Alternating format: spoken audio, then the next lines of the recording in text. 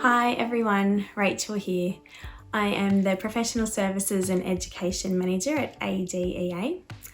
I support the Member Services team and the Education team, as well as work on strategic projects that the board has approved.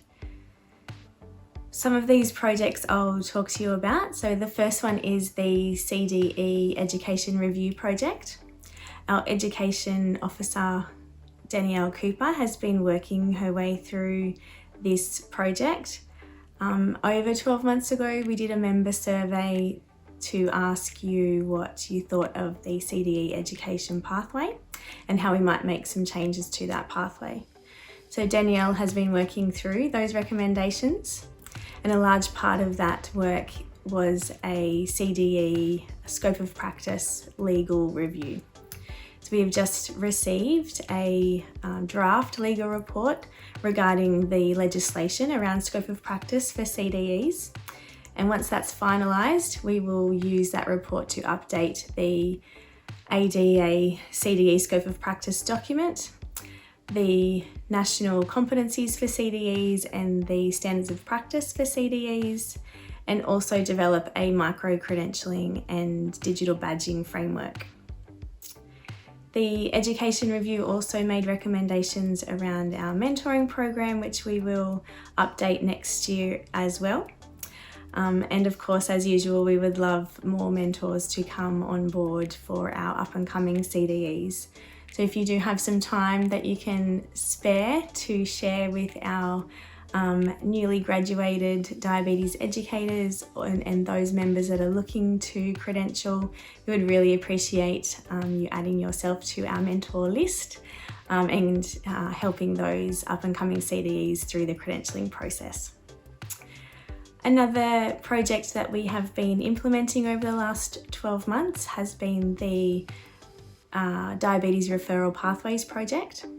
We developed 7 pathways for GPs, primary healthcare nurses and other health professionals, such as pharmacists, to help support people with diabetes through their diabetes management journey. The Diabetes Pathways were launched in May 2020. We've been promoting these to GPs and other health professionals and PHNs by highlighting the importance of the annual cycle of care for people living with diabetes and how to refer to CDEs and other members of the diabetes care team through chronic disease management plans and team care arrangements. The purpose of the pathways is to highlight the important role of the CDE in the care of people living with diabetes and to provide clear advice to GPs and other health professionals and people living with diabetes about when they should refer to or see a CDE.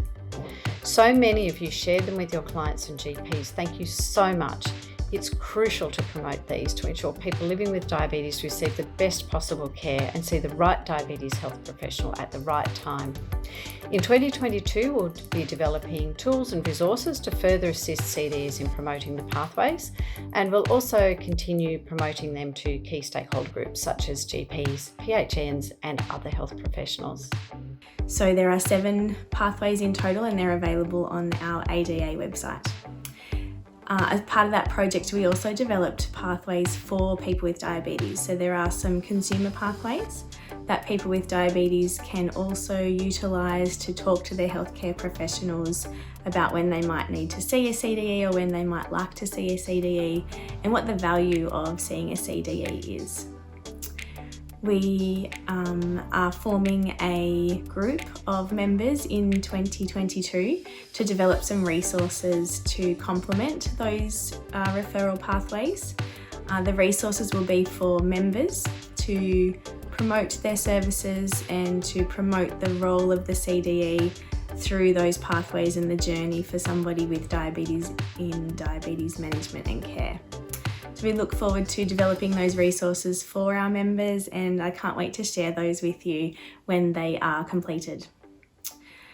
Other activities in 2021 have included 4 published editions of the ADE publication.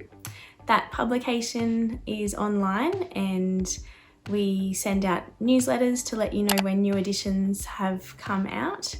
But if you have missed any articles over the last 12 months, please go back and have a look. You might find some time over the Christmas break to go back to some articles that you might have missed or that you did want to get back to and have a read.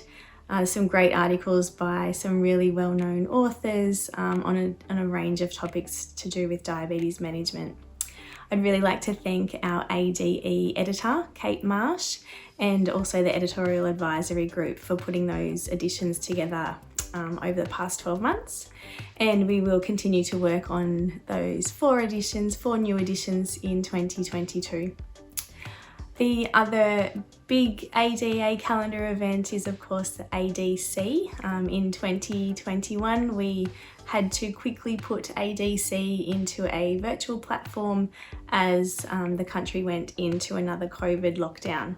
We had a wonderful virtual ADC in 2021 with more than 1,200 health professionals attending, an excellent lineup of international and Australian speakers, and very positive feedback. It was our second virtual congress, and although we had to adapt the planned face-to-face conference to a virtual one at short notice, we were well prepared. So my thanks to members and speakers for adapting to the situation and making it a fantastic event once again. And also congratulations to all of our award winners, and a huge thank you to the POC under the leadership of Kirsty Bell and Rachel Freeman, who made it all happen. I know many of our members are looking forward to networking again, and so I am happy to advise that we're planning for a face-to-face ADC in Brisbane this year from Monday the 8th of August until Wednesday the 10th of August. We'll have a great program and a great lineup of speakers again this year, and I really look forward to seeing you there. So I wish you all the best for the new year. I hope you have a great festive season, and just thank you for your support of ADEA over the past 12 months, and looking forward to working with you over the next 12 months.